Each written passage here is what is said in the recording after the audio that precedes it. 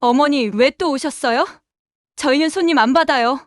새벽부터 정성스럽게 만든 명절 음식을 들고 찾아갔는데 72세 할머니가 며느리에게 들은 말입니다. 그리고 며칠 후 이 할머니의 대답이었습니다. 집 사줬을 땐 내가 어머니였지만 문전박대당한 순간 남이더구나. 남에게 줄 집은 없어. 평생 모은 4억 원으로 아들에게 집을 사준 할머니. 하지만 돌아온 것은 차가운 문전박대였습니다. 그리고 이 할머니는 모든 사람을 경악시킬 일을 저질렀습니다. 과연 무슨 일이 일어났을까요? 아들 가족은 어떻게 됐을까요? 이 충격적인 이야기가 궁금하시다면 구독과 좋아요 부탁드립니다. 지금부터 자세한 이야기를 들려드리겠습니다. 새벽 5시 김순자의 손은 차가운 장롱 서랍을 더듬었다. 30년 넘게 써온 헝겊으로 만든 지갑 속에서 통장을 꺼내는 손끝이 미세하게 떨렸다. 예금잔고 4억 2천만 원. 한자 한자 읽어내려가는 그녀의 입술이 말라비틀어졌다. 40년 전 25살의 순자는 시장에서 나무를 팔았다. 새벽 3시에 일어나 도매시장으로 달려가 싱싱한 채소를 골라내고 하루 종일 쪼그려 앉아 손님들의 눈치를 살폈다. 한 단 500원, 한 묶음 1,000원. 동전과 찢어진 지폐들이 모여 5,000원, 10,000원이 되었고 그렇게 모은 돈은 고무줄로 묶어 깡통 속에 차곡차곡 쌓였다. 아들 진수가 초등학교에 입학하던 해 순자는 처음으로 은행에 통장을 만들었다. 서투른 글씨로 적어 넣은 김순자라는 세 글자 옆에 찍힌 도장이 삐뚤빼뚤했지만 그날 밤 순자는 잠을 이루지 못했다. 가난이 대물림되지 않기를 바라는 간절한 마음이 가슴속에서 요동쳤다. 여름에는 복숭아를, 가을에는 밤을, 겨울에는 군고구마를 팔았다. 손이 텄고 발이 부어올랐지만 순자는 멈추지 않았다. 아들이 학원에 가겠다고 하면 자신의 저녁을 걸으면서도 수강료를 마련했고 대학에 들어가서는 등록금을 위해 밤늦도록 막리를 나갔다.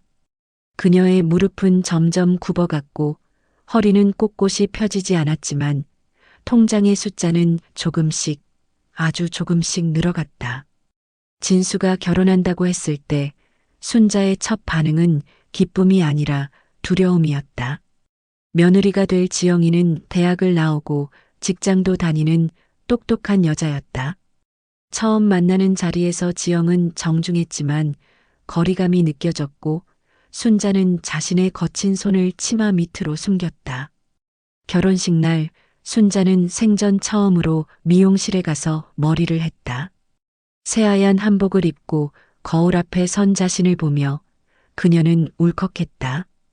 이 순간을 위해 얼마나 많은 새벽을 견뎠는지, 얼마나 많은 추위와 더위를 참았는지 누구도 알지 못할 것이었다. 신혼집 마련 이야기가 나올 때 순자는 이미 마음을 정하고 있었다. 전세금 몇 천만 원으로는 서울 변두리 오래된 빌라조차 구할 수 없는 현실을 그녀는 너무도 잘 알고 있었다. 아들과 며느리가 조심스럽게 집값 이야기를 꺼낼 때마다 순자의 가슴 속에서는 무언가가 결연히 고개를 들었다.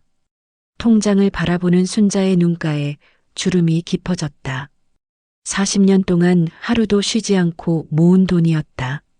새 옷 한 벌 사지 않고 외식 한 번 하지 않고 여행 한 번 가지 않고 모은 돈이었다. 친구들이 커피를 마시며 수다를 떨 때도 동네 아줌마들이 드라마 이야기를 할 때도 순자는 장사를 했다. 그 돈으로 아들에게 집을 사주면 자신에게는 무엇이 남을까? 좁은 전셋집과 낡은 가구, 그리고 구부러진 허리와 굳어진 무릎뼈. 하지만 순자는 망설이지 않았다. 자식이 행복해야 부모도 행복한 법이었다. 아니, 적어도 그렇게 믿고 싶었다. 부동산에 갔던 날 순자는 복잡한 서류들 앞에서 한동안 침묵했다. 공인중개사가 설명하는 내용의 절반도 이해하지 못했지만 4억 원이라는 숫자 하나만은 분명했다. 그것은 그녀 인생의 전부였다. 계약서에 도장을 찍는 순간 순자는 이상하게도 후회보다는 안도감을 느꼈다. 마치 오랫동안 짊어지고 있던 무거운 짐을 내려놓은 것 같았다. 아들이 서울 한복판에 자신만의 보금자리를 가지게 된다는 사실이 그녀를 뿌듯하게 만들었다. 집으로 돌아와 홀로 앉아있던 순자는 텅 빈 통장을 바라보며 작은 미소를 지었다. 이제 아들은 더 이상 전셋집을 전전하며 살 필요가 없을 것이고 손주들도 부끄러워하지 않을 주소를 가지게 될 것이었다. 그것으로 충분했다. 아니, 충분하다고 스스로를 달랬다. 그날 밤 순자는 오랜만에 깊이 잠들었다. 꿈속에서 그녀는 다시 25살이 되어 시장을 누비고 있었다. 하지만 이번에는 무겁지 않았다. 발걸음이 가볍고 마음이 따뜻했다. 아들의 웃는 얼굴이 그녀의 어깨를 토닥이는 것 같았다. 하지만 순자는 아직 몰랐다. 사랑으로 내어준 것들이 때로는 당연한 것으로 여겨진다는 사실을, 희생이 감사로 돌아오지 않을 수도 있다는 씁쓸한 진실을 말이다. 추석 전날 밤 순자는 잠을 이루지 못했다. 아들 집으로 이사한 지 석 달, 명절 차례상을 준비할 며느리의 바쁜 모습이 눈에 선했다. 지영이가 아무리 똑똑하고 요리를 잘한다 해도 명절 음식만큼은 경험이 필요한 법이었다. 순자는 이불을 뒤척이며 새벽을 기다렸다. 동이 트기도 전인 새벽 4시, 순자는 벌떡 일어났다. 오랜 습관처럼 몸이 먼저 움직였다. 서둘러 옷을 갈아입고 작은 보따리를 들고 집을 나섰다. 40년 넘게 다녔던 재래시장으로 향하는 발걸음에는 묘한 설렘이 있었다. 시장 상인들은 순자를 반갑게 맞았다. 나물 장수 김아주머니, 정육점 사장 박씨, 생선가게 할머니까지 모두가 순자의 오랜 단골이자 동지였다. 그들은 순자가 명절 음식을 준비한다고 하자 가장 싱싱한 재료들을 골라주었다. 순자의 손은 붉은 살코기를 하나하나 만져보며 가장 연한 부위를 골랐다. 정육점 사장은 뼈를 말끔히 손질해 주었고 순자는 고마움을 담아 고개를 숙여 인사했다. 마치 아들과 며느리, 손주들의 얼굴을 떠올리며 최상의 재료를 선별하는 것 같았다. 무, 당근, 시금치, 고사리, 도라지. 각각의 나물 재료들을 담은 비닐봉지가 손에 하나씩 늘어갈 때마다 순자의 어깨는 무거워졌지만 마음은 한껏 부풀어 올랐다. 손주들이 좋아할 만한 새하얀 물을 고르면서 그녀는 벌써부터 아이들의 환한 웃음소리를 상상했다. 집으로 돌아와 순자는 곧장 부엌으로 향했다. 좁은 주방이지만 그녀에게는 가장 익숙한 공간이었다. 먼저 갈비를 찬물에 담가 핏물을 빼내면서 순자는 오래전 시어머니에게 배웠던 조리법을 되새겼다. 갈비찜은 무엇보다 정성이 들어가야 맛있어진다는 말씀이 귓가에 맴돌았다. 오전 내내 순자의 손은 쉴 새 없이 움직였다. 갈비에 칼집을 내고 배와 양파를 갈아 재워두는 동안 큰 솥에 물을 끓여 고사리를 삶았다.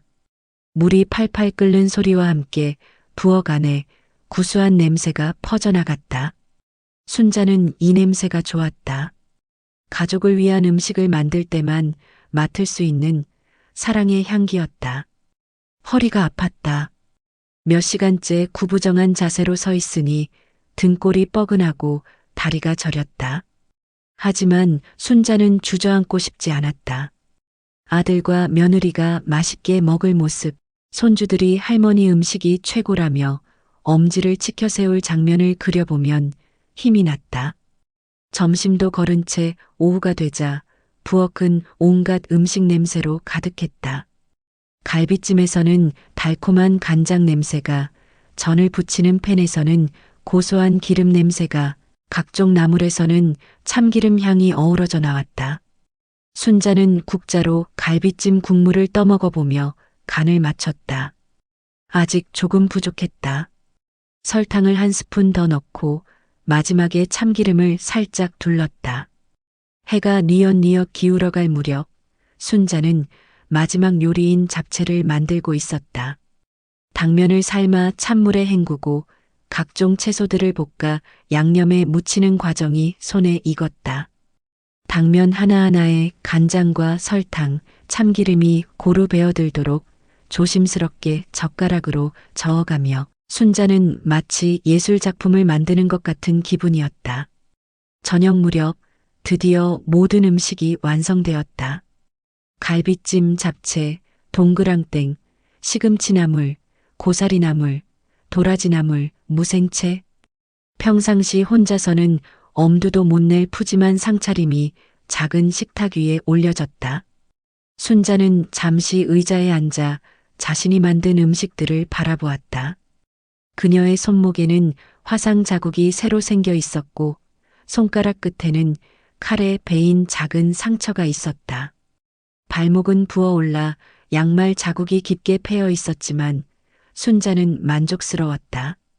이 모든 것이 가족을 향한 사랑의 표현이라고 생각하니 아픔조차 달콤했다. 음식을 보자기에 하나씩 정성스럽게 싸면서 순자는 설레는 마음을 감출 수 없었다. 지영이가 깜짝 놀라며 고마워할 모습이 벌써부터 그려졌다. 아들 진수가 어릴 적처럼 엄마 음식이 제일 맛있다고 말할 장면도 상상했다. 손주들이 할머니를 보며 환하게 웃어줄 순간을 떠올리니 가슴이 벅차올랐다. 큰 보따리 2개에 음식을 나누어 담고 순자는 거울 앞에 섰다.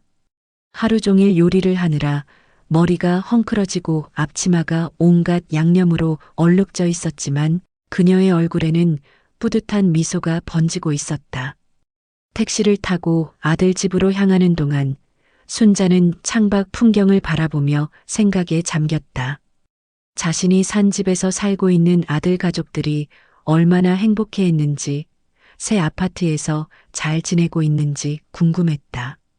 3달 전 이사를 도와준 후로 직접 방문한 적이 없었기에 더욱 기대가 컸다. 차창 너머로 보이는 높은 아파트 단지들을 바라보며 순자는 뿌듯함과 동시에 알 수 없는 쓸쓸함을 느꼈다. 저 수많은 집들 중 하나에 자신의 전 재산으로 마련해준 보금자리가 있다는 사실이 자랑스러우면서도 왠지 모르게 가슴 한구석이 서늘했다. 하지만 곧 그런 생각을 떨쳐버렸다. 오늘은 가족이 함께 모이는 명절이고 자신은 정성 가득한 음식을 준비해온 할머니이자 어머니였다. 그것만으로도 충분히 의미 있는 일이었다. 아파트 단지에 도착하자 순자는 무거운 보따리를 양손에 하나씩 들고 천천히 걸어 올라갔다. 엘리베이터를 타고 올라가는 동안 그녀의 심장은 마치 처음 연애할 때처럼 두근거렸다. 이제 곧 가족들과 만날 수 있다는 기쁨이 온몸으로 퍼져나갔다. 아파트 현관문 앞에 선 순자의 손가락이 초인종 버튼 위에서 잠시 머뭇거렸다. 무거운 보따리 2개를 바닥에 내려놓고 그녀는 작은 거울을 꺼내 머리를 다시 한번 정돈했다. 하루 종일 요리에 매달린 탓에 얼굴이 피곤해 보였지만 눈빛만은 기대감으로 반짝이고 있었다. 딩동. 초인종 소리가 고급스러운 현관문 너머로 울려 퍼졌다. 순자는 가슴이 두근거리는 것을 느끼며 미소를 준비했다. 곧 아들의 목소리가 들리거나 손주들이 뛰어나와 할머니를 반겨줄 것이라고 생각했다. 하지만 몇 초가 지나도 아무런 반응이 없었다. 다시 한번 초인종을 눌렀다. 이번에는 조금 더 길게. 순자는 귀를 기울여 집안의 소리를 들으려 했다. 희미하게 텔레비전 소리가 들리는 것 같았고 누군가의 발걸음 소리도 들렸다. 분명 집에 있었다. 그럼에도 문이 열리지 않았다. 3번째 초인종을 누르고 나서야 드디어 현관문이 열렸다. 하지만 순자가 기대했던 따뜻한 환영은 없었다. 문틈 사이로 며느리 지영의 얼굴이 나타났는데 그 표정은 순자가 본 것 중 가장 차가운 것이었다. 지영의 눈빛에는 짜증과 귀찮음이 역력했다. 머리는 대충 묶여 있었고 집안 옷차림이었지만 어딘지 거만한 느낌이 들었다. 무엇보다 순자를 바라보는 시선에는 반가움이라고는 찾아볼 수 없었다. 마치 원하지 않는 방문 판매원을 대하는 듯한 냉랭함이 있었다. 순자는 당황했지만 억지로 미소를 지으며 입을 열었다. 명절 인사를 건네려 했지만 지영이 먼저 말을 끊었다. 그 말들은 날카로운 칼날처럼 순자의 가슴을 파고들었다. 왜 또 왔냐는 것, 손님을 받지 않는다는 것, 그런 차가운 말들이었다. 순자의 손이 떨리기 시작했다. 하루 종일 정성스럽게 준비한 음식들이 담긴 보자기를 내밀려 했지만 지영은 그것을 받으려 하지 않았다. 오히려 한 발짝 뒤로 물러서며 명백히 거부의 신호를 보냈다. 순자는 어쩔 수 없이 보따리를 현관 바닥에 내려놓을 수밖에 없었다. 그 순간 현관문이 쾅 하고 닫혔다. 순자는 갑작스러운 충격에 몸이 굳어진 채 그 자리에 서 있었다.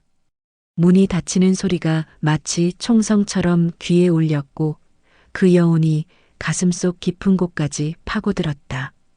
텅 빈 복도에 홀로 남겨진 순자는 무엇이 일어났는지 제대로 파악할 수 없었다.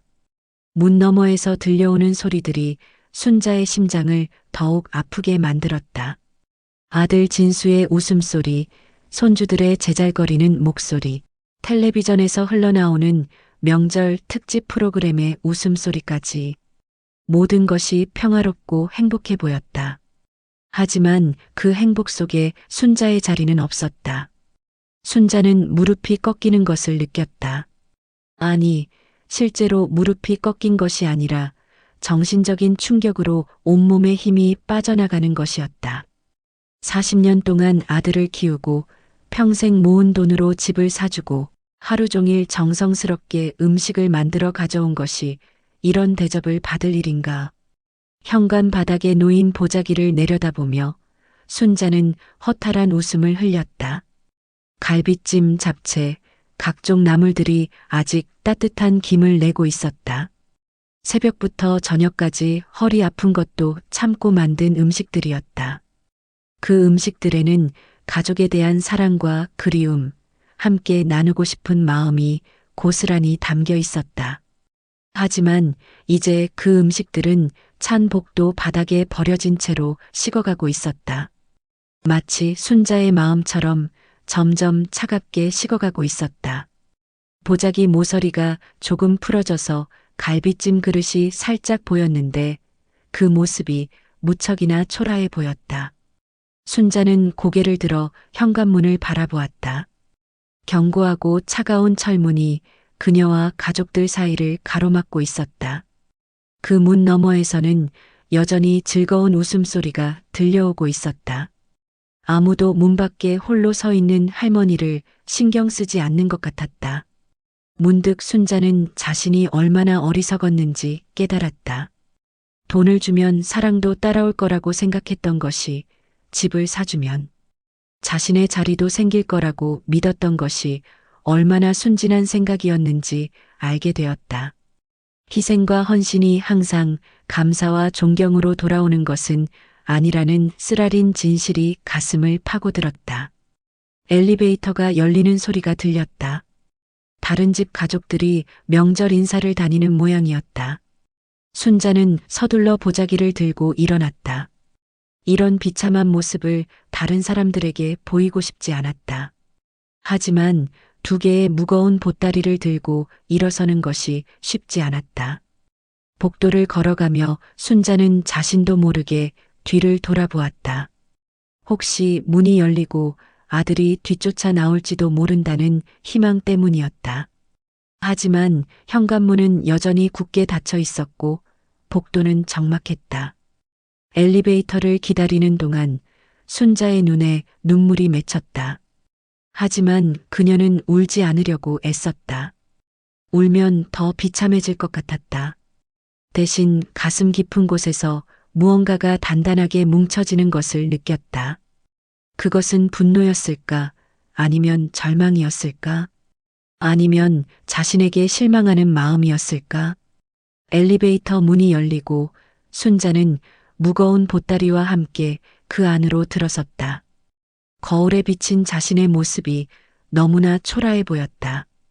하루 종일 요리로 지친 얼굴, 상처난 손, 구부정한 어깨, 그리고 무엇보다 눈빛이 달라져 있었다. 아침에 집을 나설 때의 기대감과 설렘은 온데간데 없고 그 자리에는 알 수 없는 공허함이 자리하고 있었다. 1층에 도착해 밖으로 나서자 차가운 저녁 공기가 얼굴을 스쳤다. 순자는 한 걸음 한 걸음 집으로 향하며 생각했다. 자신이 무엇을 잘못했는지, 왜 이런 대접을 받아야 하는지, 그리고 앞으로 어떻게 살아야 할지를. 하지만 그 어떤 질문에도 명확한 답은 없었다. 다만 한 가지는 분명했다. 오늘 있었던 일이 그녀 인생의 전환점이 될 것이라는 사실이었다. 순자는 아직 그것이 무엇을 의미하는지 정확히 알지 못했지만 가슴속 깊은 곳에서 무언가가 돌이킬 수 없이 변해버렸다는 것을 느꼈다. 집으로 돌아온 순자는 현관문을 열고 들어서자마자 온몸에 힘이 빠져나가는 것을 느꼈다.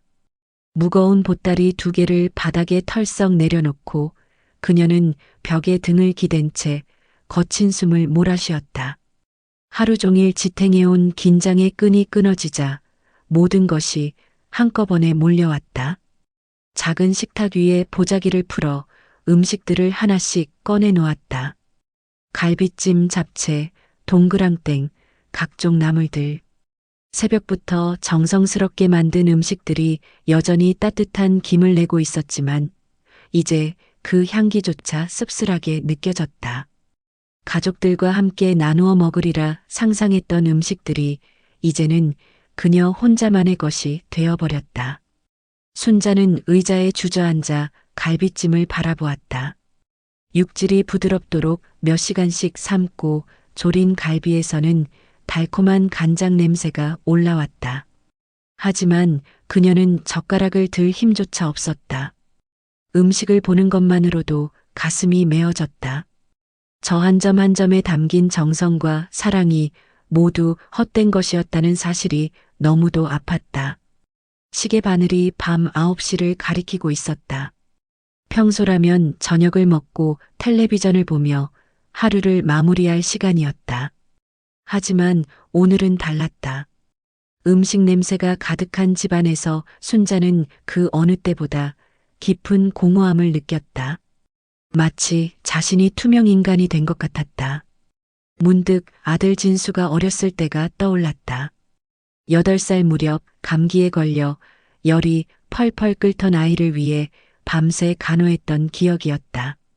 해열제를 먹여도 열이 내리지 않자 순자는 찬 수건으로 아이의 이마를 닦아주며 밤새 지켜보았다.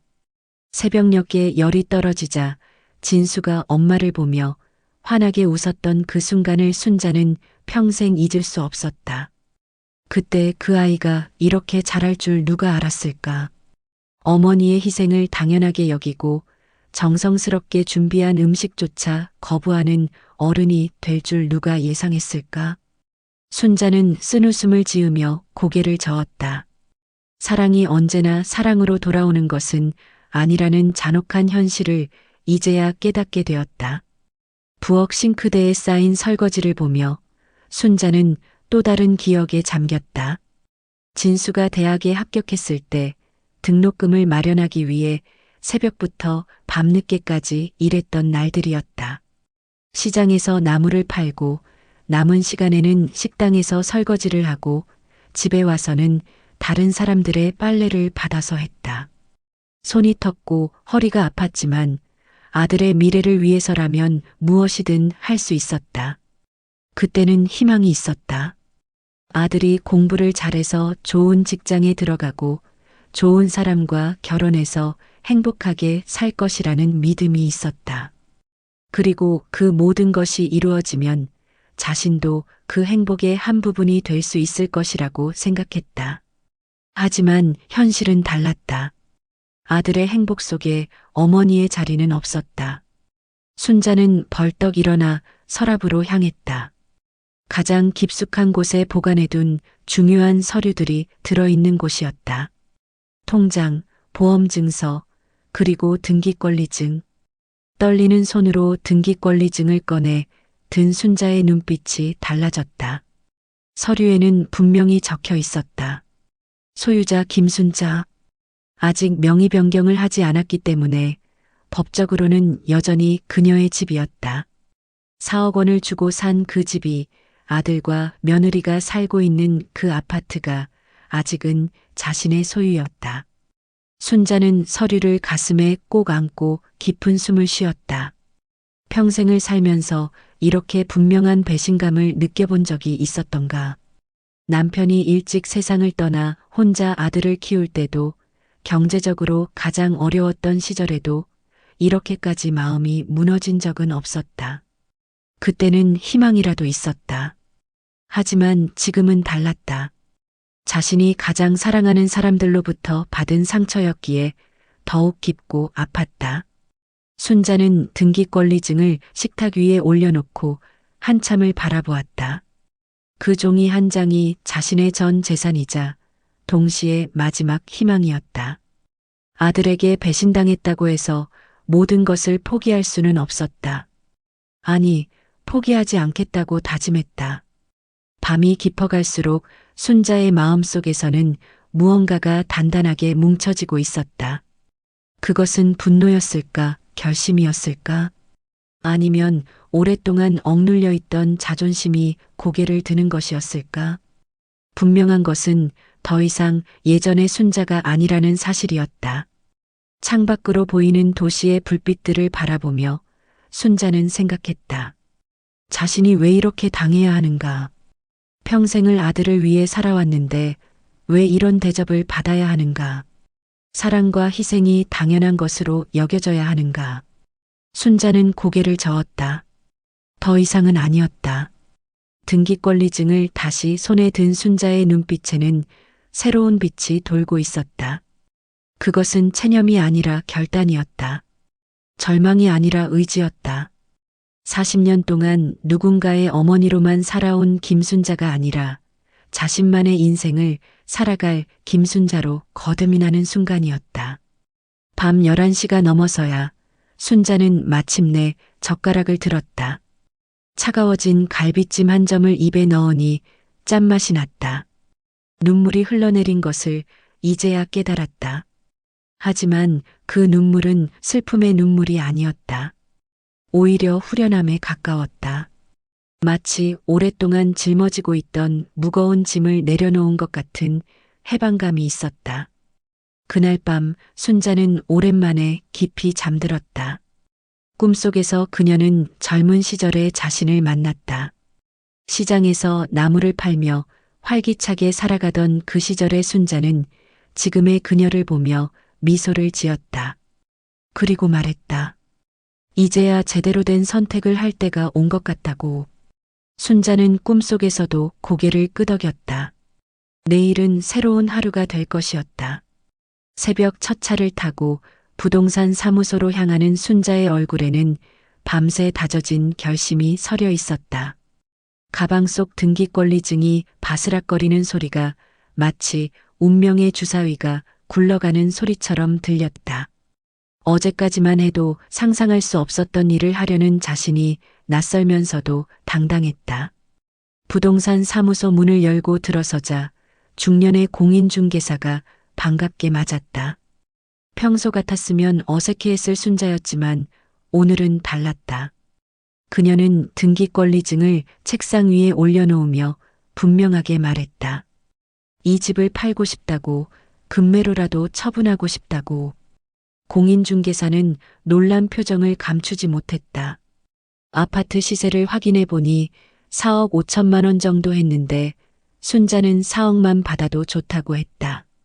빨리 팔리기만 하면 된다는 그녀의 단호한 목소리에 중개사는 급히 매물 사이트에 올리기 시작했다.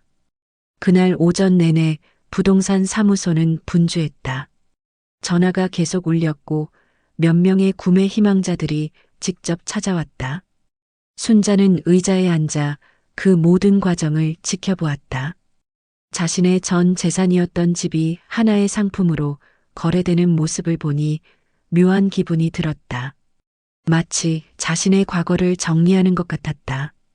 점심 무렵 첫 번째 구매자가 나타났다. 신혼부부였는데 젊은 남편이 아내의 손을 꼭 잡고 매물 사진을 열심히 보는 모습이 순자의 눈에 들어왔다. 한때 자신의 아들도 저런 모습이었겠구나 하는 생각이 들었지만 이내 그런 감상을 떨쳐버렸다. 지금은 과거에 매달릴 때가 아니었다. 가격 협상이 시작되었다. 젊은 부부는 3억 8천만 원을 제시했고 순자는 잠시 고민했다. 하지만 곧 고개를 끄덕였다. 돈이 문제가 아니었다. 빨리 정리하는 것이 중요했다. 공인중개사가 너무 싸게 파는 것 아니냐고 걱정했지만 순자의 의지는 확고했다. 계약서를 작성하는 동안 순자의 핸드폰이 울렸다. 아들 진수였다. 그녀는 전화를 받지 않았고 곧 문자가 왔다. 부동산에서 연락이 왔다는 내용이었다. 집이 매물로 나왔다고 무슨 일이냐고 물어보는 급한 문자였다. 순자는 핸드폰을 가방에 넣고 계약서에 집중했다. 오후 2시 모든 서류가 완성되었다. 순자는 도장을 찍으며 이상한 해방감을 느꼈다. 마치 무거운 사슬에서 벗어나는 것 같았다. 40년 동안 모은 돈으로 산 집이지만 그 집은 더 이상 자신의 것이 아니었다. 아니, 애초에 자신을 위한 집이 아니었는지도 모른다. 부동산 사무소를 나서자마자 핸드폰이 또 울렸다. 이번에는 며느리 지영이었다. 순자는 여전히 받지 않았다. 그들이 얼마나 당황하고 있을지 상상이 되었지만 그것이 오히려 통쾌했다. 어제까지만 해도 자신이 투명인간 취급을 받았던 것을 생각하면 이제야 자신의 존재감을 확인할 수 있었다. 집으로 돌아가는 길에 순자는 오랜만에 카페에 들렀다. 평생 돈을 아끼며 살아왔던 그녀에게는 사치스러운 일이었지만 오늘은 특별한 날이었다. 아메리카노 한 잔을 주문하고 창가 자리에 앉아 도시 풍경을 바라보았다. 자유롭다는 것이 이런 기분인가 싶었다. 커피를 마시며 순자는 지난 40년을 되돌아보았다. 남편을 일찍 여의고 홀로 아들을 키우느라 자신을 위한 시간은 단 하루도 없었다. 새 옷 한 벌, 맛있는 음식 한 끼, 여행 한 번도 모두 아들을 위해 포기했다. 그렇게 살아온 인생이 어제 현관문 앞에서 끝났다고 생각했다. 핸드폰이 또 울렸다. 이번에는 아들이 직접 찾아오겠다는 문자였다. 순자는 미소를 지었다. 이제야 자신을 찾겠다고 하는구나. 집이 없어지니까 이제야 어머니가 보이는구나. 순자는 커피를 다 마시고 천천히 일어났다. 집으로 돌아가 그들을 기다려야 했다. 집에 도착했을 때는 이미 석양이 지고 있었다. 순자는 어제 만든 음식들을 정리하며 마음을 다잡았다. 곧 폭풍 같은 항의가 몰려올 것이었다. 하지만 더 이상 두렵지 않았다. 이미 결정은 끝났고 되돌릴 수도 없었다. 아니, 되돌리고 싶지도 않았다. 저녁 7시쯤 현관문이 요란하게 울렸다. 순자는 차분히 문을 열었다. 아들과 며느리가 화가 난 얼굴로 서 있었다. 진수의 얼굴은 붉어져 있었고 지영은 당황한 표정이었다. 어제와는 완전히 다른 상황이었다. 이제는 그들이 순자를 필요로 하는 쪽이었다. 거실로 들어온 그들의 목소리가 높아졌다. 왜 이런 일을 했냐는 것, 미리 상의도 없이 어떻게 이럴 수 있냐는 것, 이제 어떻게 살라는 것이냐는 원망들이 쏟아져 나왔다. 하지만 순자는 담담했다. 어제까지의 자신이라면 주눅이 들고 사과했을 텐데 오늘은 달랐다. 순자는 조용히 말했다. 집을 사줄 때는 분명히 어머니였는데 문전박대를 당할 때는 남이 되었다고. 남에게 줄 집은 없다고. 그 말을 듣는 아들과 며느리의 얼굴이 점점 창백해졌다. 그들은 변명을 늘어놓기 시작했지만 순자는 더 이상 듣고 싶지 않았다. 밤이 깊어도 그들은 떠나지 않았다. 계속해서 설득하려 했고, 사정하려 했고, 심지어는 위협하기도 했다. 하지만 순자는 흔들리지 않았다. 이미 계약은 끝났고 잔금 처리도 다음 주에 완료될 예정이라고 담담히 말했다. 자정이 넘어서야 그들은 포기하고 집을 나갔다. 순자는 현관문을 닫고 깊은 숨을 쉬었다. 드디어 끝났다. 40년 동안 누군가의 어머니로만 살아온 인생에서 벗어나 이제는 김순자 자신으로 살아갈 수 있게 되었다. 그날 밤 순자는 홀가분한 마음으로 잠자리에 들었다. 3억 8천만 원이라는 거금이 생겼지만 그보다 더 큰 것을 얻었다. 바로 자존심과 자유였다. 내일부터는 누구를 위해서가 아닌 자신을 위해 살아갈 수 있을 것이었다. 순자는 오랜만에 평화로운 미소를 지으며 눈을 감았다. 평생 헌신했던 가족으로부터 받은 배신. 하지만 순자 할머니는 마지막에 자신의 존재감을 증명했습니다. 여러분은 이 할머니의 선택에 대해 어떻게 생각하시나요? 과연 옳은 일이었을까요? 아니면 너무 극단적이었을까요? 댓글로 여러분의 솔직한 의견을 들려주세요. 그리고 구독과 알림 설정해 주시면 영상 제작에 큰 힘이 됩니다. 시청해 주셔서 감사합니다.